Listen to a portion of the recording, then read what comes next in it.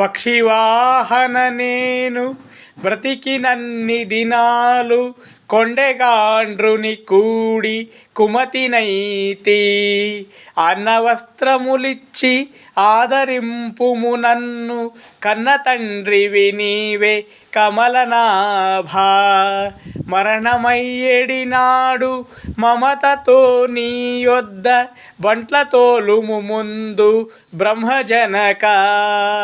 ఈ నిజ భటావళి ఇడుచుకొని పోక కరుణతో నా యొద్ద కావలుంచు. వసకని సన్నిధికి పిలుచుకొనియు నీకు సేవకుని చేసుకొనవయ్య శేషశయన. భూషణ వికాస శ్రీధర్మపుర నివాస దుష్ట సంహార నరసింహ దురిత దూరా.